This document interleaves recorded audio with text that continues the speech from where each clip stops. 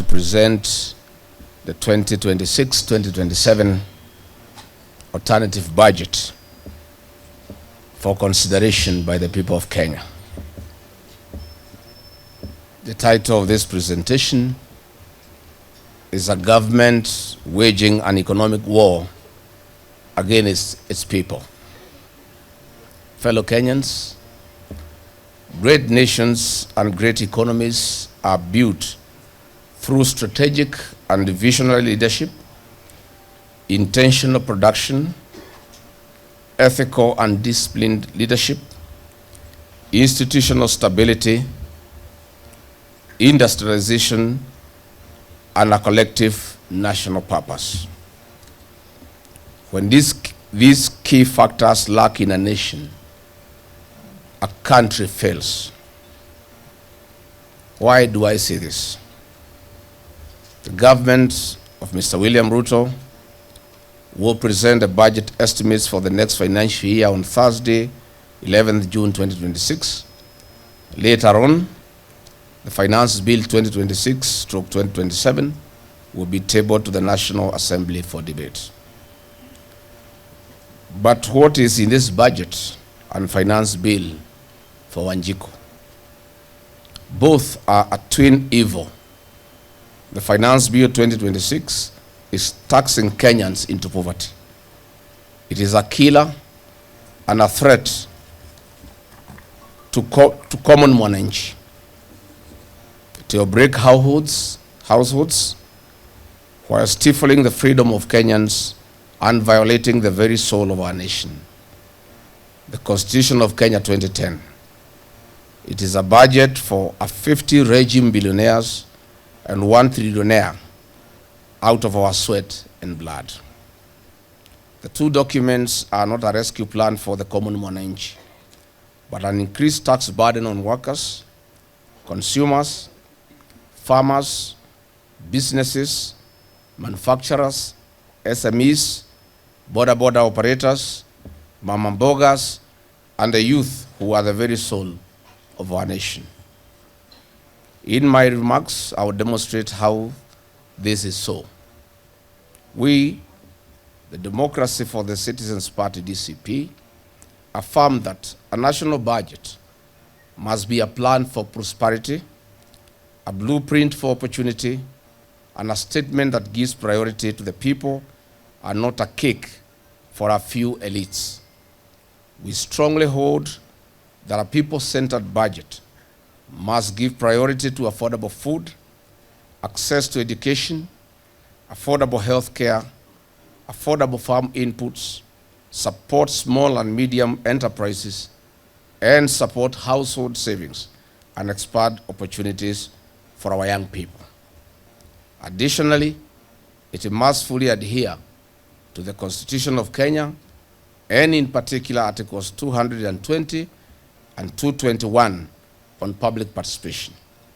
This budget does none of this. In fact, it does the exact opposite by violating the Constitution and in fact waging a terrifying economic war against the people of Kenya.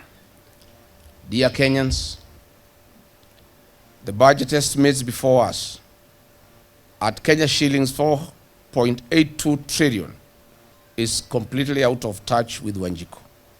The projected revenue is about Kenya shillings 3.67 trillion, leaving a deficit of Kenya shillings 1.144 trillion. We have a clueless regime led by an elite cabal that continues to vomit on our feet and display their ill-gotten wealth. They are presenting to us, the people of Kenya, a budget with an intention to borrow Kenya shillings 3.13 billion per day. This, in simple terms, translates to an average borrowing spree of Kenya shillings 125 million per hour.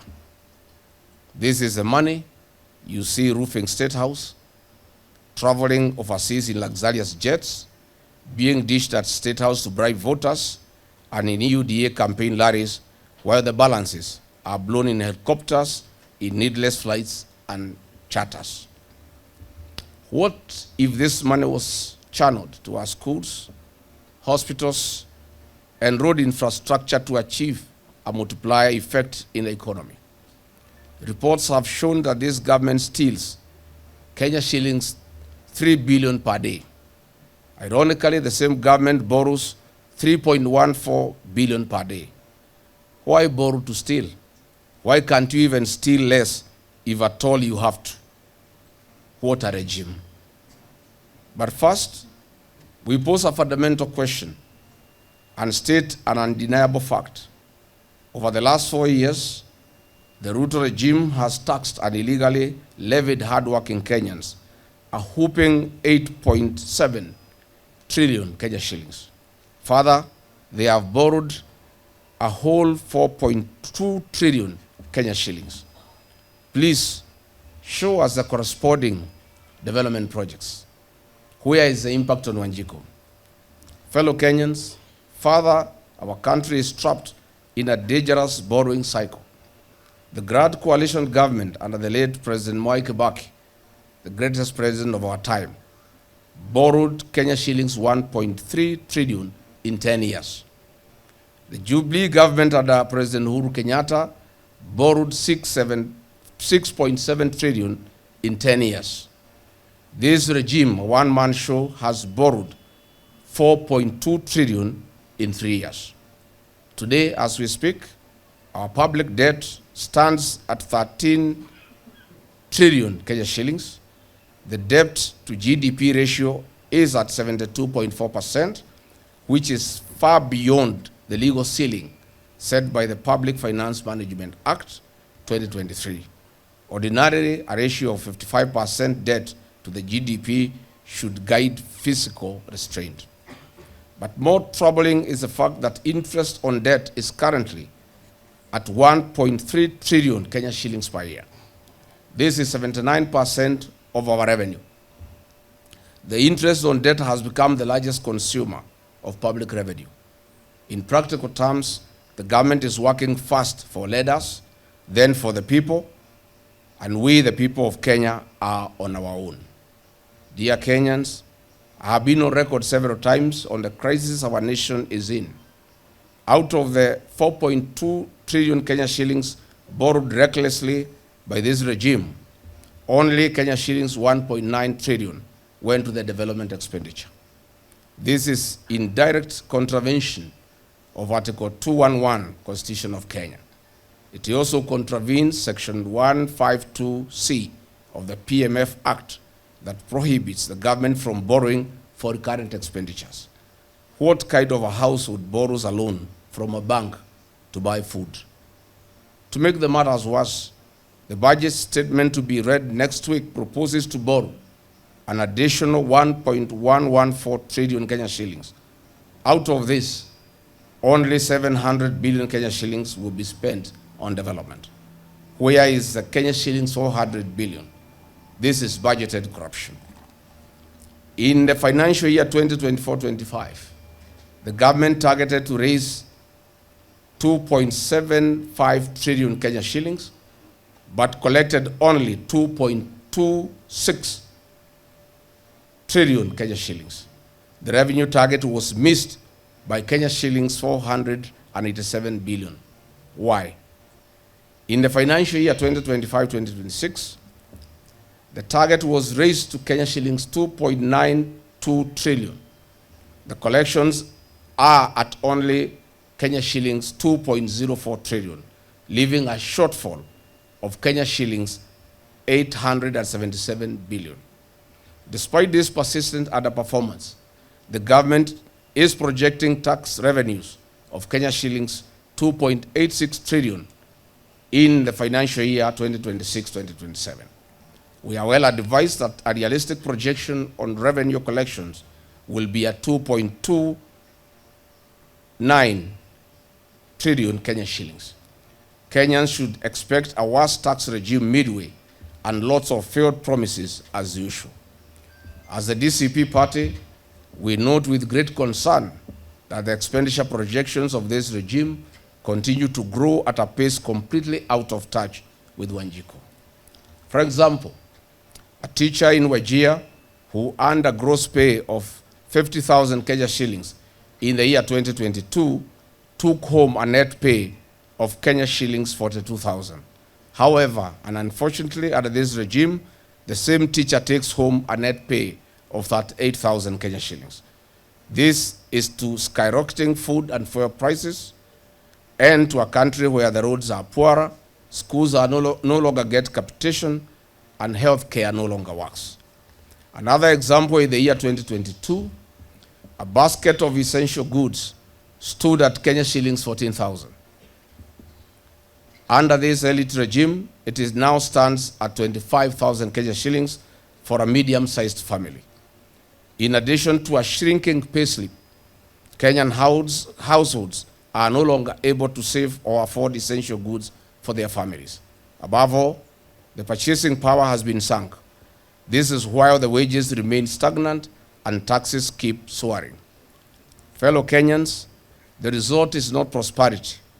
The result is economic fatigue, reduced consumer spending, shrinking margins for businesses, and rising public anger. Kenyans remain under deep unspoken stress. In the budget statement, we have made a closer examination of sectoral allocations, reveals a worrying shift in Kenya's national priorities over the past 3 years. Kenya's priority sectors are education, health, and agriculture. These sectors touch every Kenyan and every facet of our lives. Previous informed and caring governments gave priority and adequate funding to these sectors. During the Grand Coalition administration, education continuously received between 20 and 25% of the national budget, making it one of the government's highest priorities. Under the Jubilee administration of President Uhuru Kenyatta, education remained a major priority, receiving between 24 to 27% of the national budget. Under Mr. William Ruto, education funding has fallen to 16.2% of the budget. This drop is felt directly by the parents who are being forced to pay for primary and secondary education, school, college, and university education. The gains made in free primary and free day secondary school education are all being blown into oblivion. What is the future of our children? Why is this regime at war with our children and our youth? Why are you killing our future? Under the budget estimates of 2025-2026 financial year, agriculture remains at crossroads. Traditionally, agriculture has been the backbone of our economy. The sector has been traditionally been receiving between 4% to 6%. Under this regime, agriculture has been grossly defunded. Only 2% of the total budget has been allocated to this sector. This is despite the fact that this sector employs a majority of the population and remains the socio-economic backbone of our rural livelihoods. Mr. President, why are you defunding agriculture? Did you consult the over 7.1 million registered farmers and the 40% of the total population and nearly 70% of the rural workforce depending on agriculture? On matters health, the sector has historically received between 6 to 8% of the total budget. Unfortunately and painfully, under the current budget estimates, the sector has been allocated a portly 3.5% of the total budget. This is despite the fact that Kenyans are paying more taxes and higher share deductions than ever before. What is more important to citizens of any nation if not healthcare? A healthy nation is a wealthy nation. In any case, a nation's greatest resource is its people. These people must be healthy and productive. Despite suffocating critical sectors, the government continues to increase allocations to non-essential expenditures. The presidency and State House have continued to expand up to 17 billion in this year's budget. This is funding opulence and corruption. What does State House need Kenya shilling 17 billion for? Are there schools and hospitals in State House? Fellow Kenyans, between the 2022 to 2026, allocation to the security docket steadily rose from Kenya shillings 318 billion to Kenya shillings 567 billion, an increase of Kenya shillings 249 billion, without corresponding improvement in securing the people of Kenya and our territory. Why this sharp increase? Why do we still have Jubilant forces still occupying Mandera County and harassing Kenyans? Why are goons working alongside the National Police Service? In recent months, the government has continued to channel billions in travel, hospitality, and administrative overheads, where ordinary Kenyans are being asked to sacrifice more. Official supplementary estimates show that Kenya shillings 8.4 billion was allocated to State House alone for hospitality, domestic travel, and vehicle operations, while the Controller of Budget flagged Kenya shillings 10.8 billion in travel spending in just 6 months. At the broader level, the current expenditure continues to dominate the budget. Approximately Kenya shillings 1.2 trillion has been allocated for operations and maintenance across government, while Kenya shillings 1.3 trillion is consumed by loan interest payments. As a result, development priorities continue to be squeezed. On the debt management, why is this regime in an open violation of Article 211 of the Constitution of Kenya 2010 and Section 15(2)(c) of the PMF Act 2012 that strictly prohibits the financing of recurrent expenditure using debt? We note that the Grand Coalition government borrowed an average of 200 billion annually. The Jubilee government borrowed an average of 700 billion annually. This regime borrows an average of Kenya shillings 1.4 trillion annually, with no corresponding development or services. Dear Kenyans, let us now look at the Punitive Finance Bill 2026-2027. This is the worst finance bill in the history of Kenya. It does not deserve the light of the day. The bill is deeply detrimental. It increases heavy taxation pressure, doubles compliance pressure, and escalates household costs.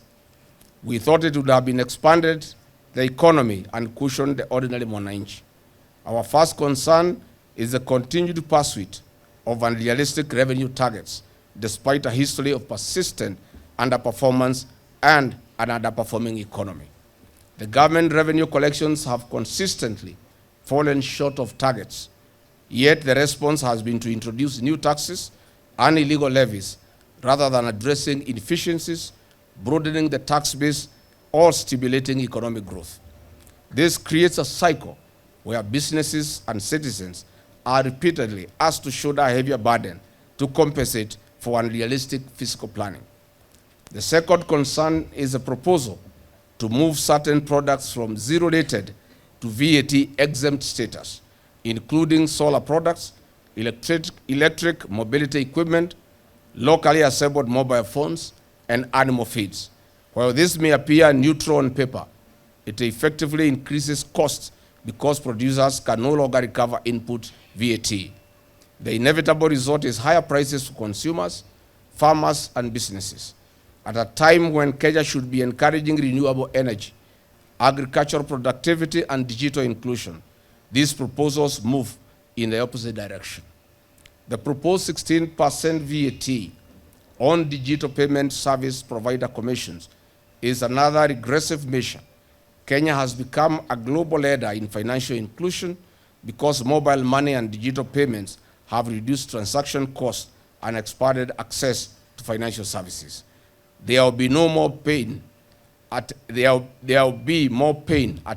shops and ATM machines. Taxing these services will increase costs for traders, SMEs, schools, hospitals, and ordinary citizens who rely on mobile payments. And ultimately, these costs will be passed on to the consumers and could reverse years of progress in financial inclusion.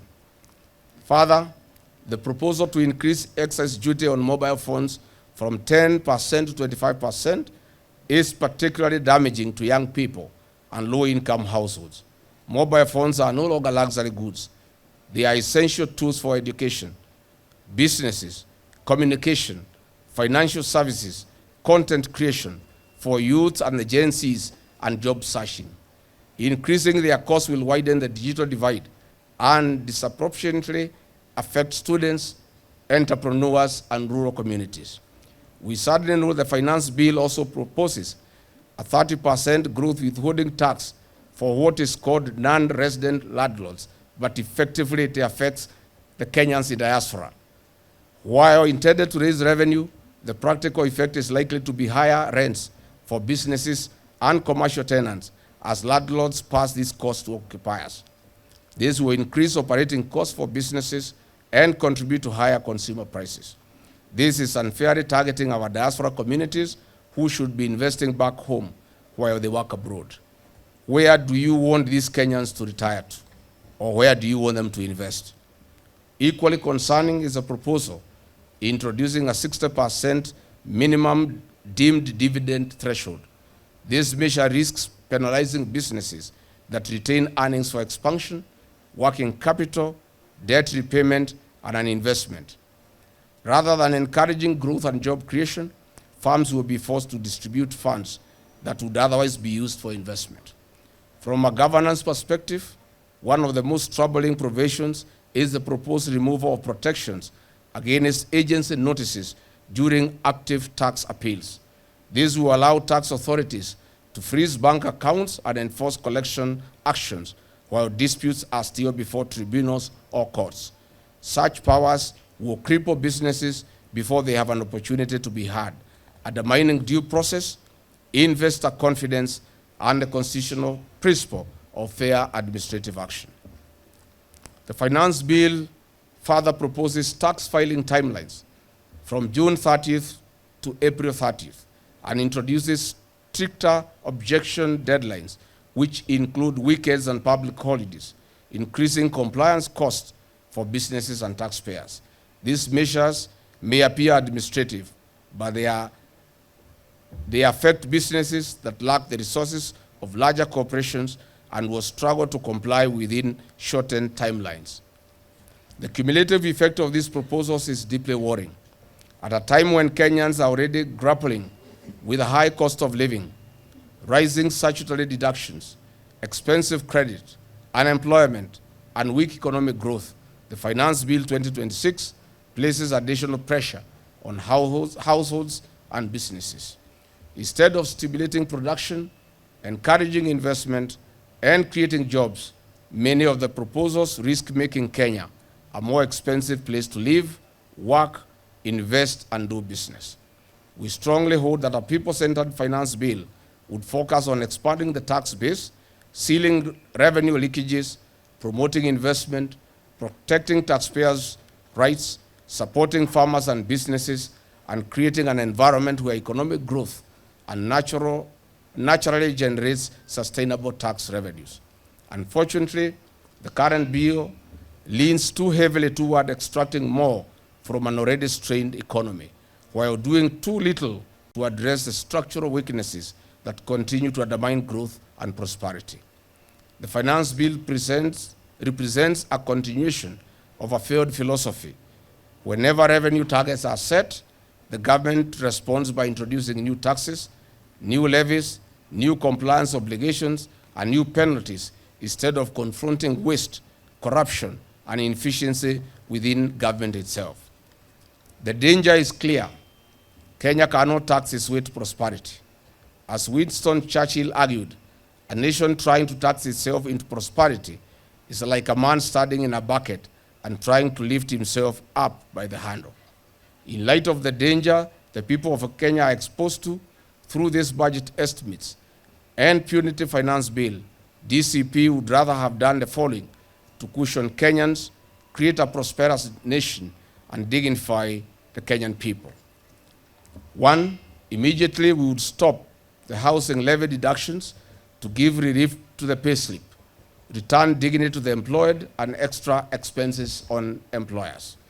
Two, we would propose that the government cuts wasteful and non-essential expenditure. State machinery must tighten its own belt before it demands sacrifice from the public.